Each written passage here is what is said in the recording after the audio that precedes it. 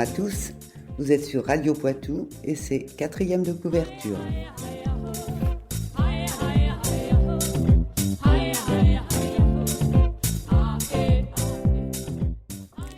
Au XIIe siècle, une jeune femme au destin exceptionnel marque l'histoire du Moyen-Âge. Elle est jeune, intrépide, belle, redoutable. Elle s'appelle Aliénor d'Aquitaine. Tout le monde sait qu'elle réussit l'exploit d'être reine de France, puis reine d'Angleterre, mais connaît-on les détails de sa vie ? C'est ce qui est raconté dans la saga d'Aliénor, dont je reçois l'auteur dans ma maison secrète sur les anciennes terres d'Aliénor.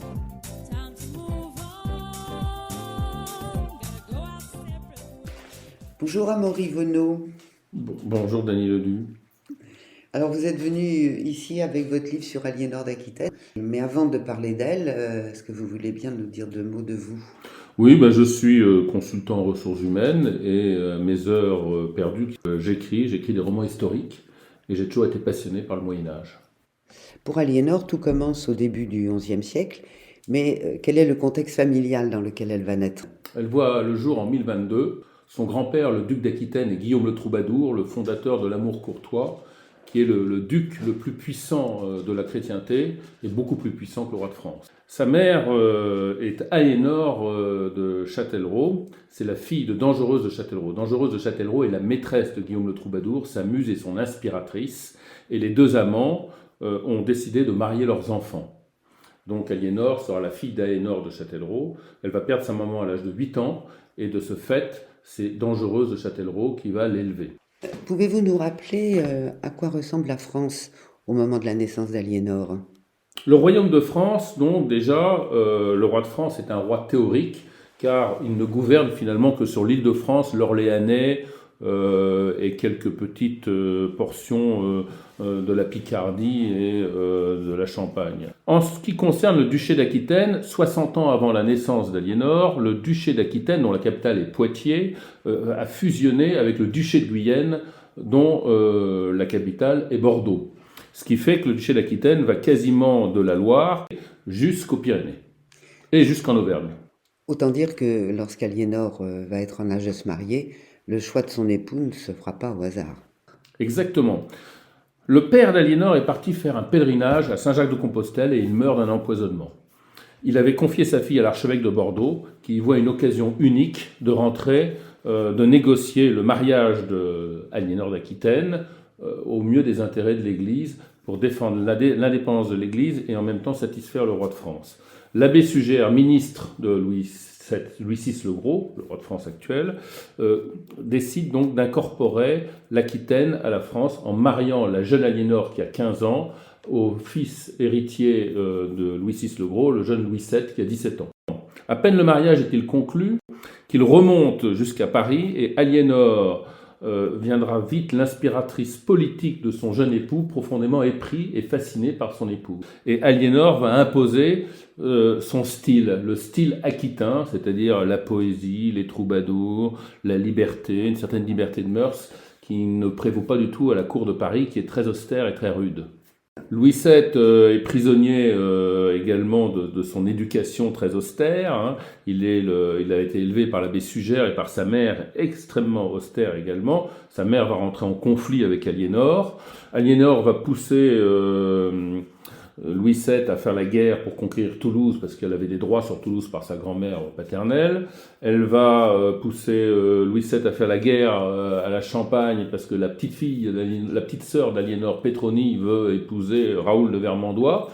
Bref, on ira de scandale en scandale et le Bernard de Clairvaux, qui est l'homme fort de l'Église à cette époque-là en France, le conseiller des rois et des papes, se rentrera en conflit jusqu'à lui faire la morale. Aliénor acceptera de ne plus faire de politique à la condition d'avoir un enfant. Bernard de Clairvaux fait un deal avec Dieu et elle aura une fille 1 an après. Mais Aliénor ne va pas se contenter de faire de la figuration. Lorsque Louis VII part en croisade, elle décide de le suivre. Louis VII donc décide de partir à la croisade et Aliénor décide d'accompagner son époux, ce qui fait scandale à l'époque. Elle va découvrir les fastes de Byzance. Ils arriveront à Antioche. Antioche, c'est une petite Aquitaine en Orient, car le prince d'Antioche est l'oncle direct d'Aliénor. On racontera que les deux furent amants. En fait, Aliénor a soutenu les vues politiques et stratégiques de son oncle contre celles de son mari. Et c'est là que les choses commencent à se gâter entre Aliénor et Louis VII. Elle commence à le trouver un peu ennuyeux. Voilà, déjà le mariage commençait à se distendre, mais la croisade a brisé en fait les liens entre les deux. Il faut savoir qu'à Jérusalem, Aliénor a été en semi-captivité. Son mari lui avait interdit de sortir du centre de Jérusalem et elle n'avait plus aucun rôle politique à l'époque. Donc ils sont rentrés chacun sur un bateau indépendant l'un de l'autre et c'est le pape qui les a réconciliés et obligés à rester ensemble car Aliénor voulait déjà divorcer à l'époque. Et elle obtient le divorce en raison d'une lointaine consanguinité. Nous sommes en mars 1152, Aliénor est libre, mais quelques mois avant, elle avait rencontré le jeune Henri Plantagenet qui n'avait que 18 ans alors qu'elle en avait 31, et elle avait été séduite par ce jeune homme prometteur, au talent militaire, diplomate, grande culture générale et surtout homme d'action. Et c'est ainsi que le 18 mai 1152, que Henri II débarque à Poitiers, rentre dans la cathédrale à la messe des Rameaux. L'évêque est de la partie, c'est Gilbert de Poré, un adversaire de Bernard de Clairvaux, et il les marie envers et contre tous, car en fait, Aliénor d'Aquitaine, en tant que vassal du roi de France, ne pouvait pas se marier sans l'accord de son mari, de son ex-mari. Et alors, il n'a pas protesté, le mari est conduit? Bien entendu, le roi de France, Louis VII, poussé par ses conseillers, les comtes de Blois, ont envahi, le comte de Blois et le comte de Champagne, ont envahi la Normandie. Henri II Plantagenet, qui avait déjà mobilisé son armée puisqu'il s'apprêtait à envahir l'Angleterre, a réagi avec une efficacité redoutable et donc Louis VII devra implorer une trêve. C'est aux côtés d'Henri II que Aliénor va révéler ses qualités de femme de pouvoir et de femme d'État. C'est une femme de lettres, c'est une femme musicienne, c'est une femme remarquablement cultivée, mais c'est également une femme de pouvoir qui s'intéresse au commerce, à la prospérité de ses États, qui s'intéresse à la politique, à la gestion de ses États. Par exemple, à Londres, elle a fait construire des quais sur la Tamise pour raviver et développer les contacts commerciaux entre l'Angleterre et ses ports de La Rochelle et de Bayonne, notamment. La bourgeoisie s'enrichit grâce à elle. Elle s'appuiera d'ailleurs beaucoup sur la bourgeoisie.